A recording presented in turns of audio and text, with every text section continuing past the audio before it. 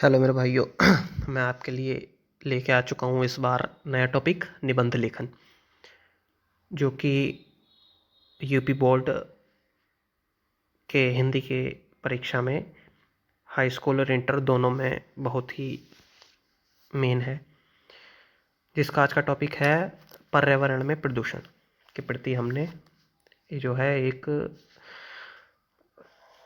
वो है अपना ये अपना पर्यावरण में प्रदूषण अपना टॉपिक है। इसके ऊपर हमें अपना निबंध लिखना है।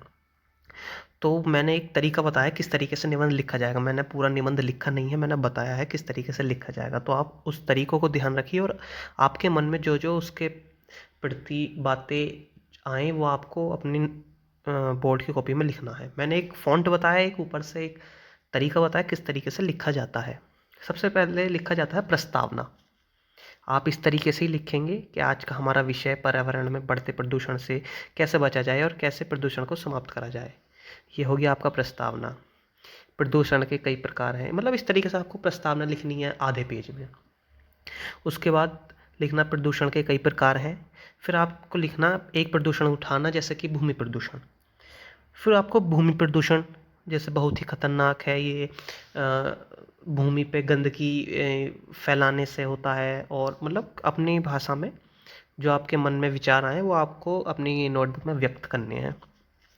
लास्ट में ये लिखना है कि हम इससे कैसे बचा जा सकता है, भूमि प्रदूषण से किस तरीके से बचा जा सकता है। जैसे कि हम गंदगी ना फैलाएं, ये एक तरीका होता है।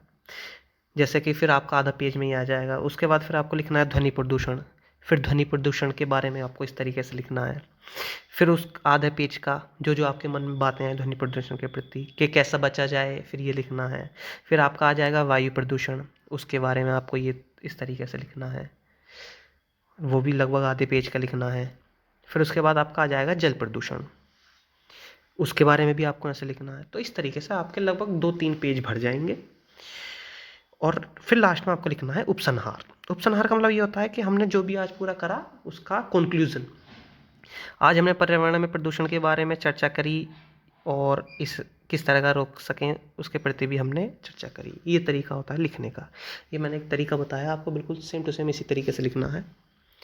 7 में से 7 नंबर पक्का पूरे।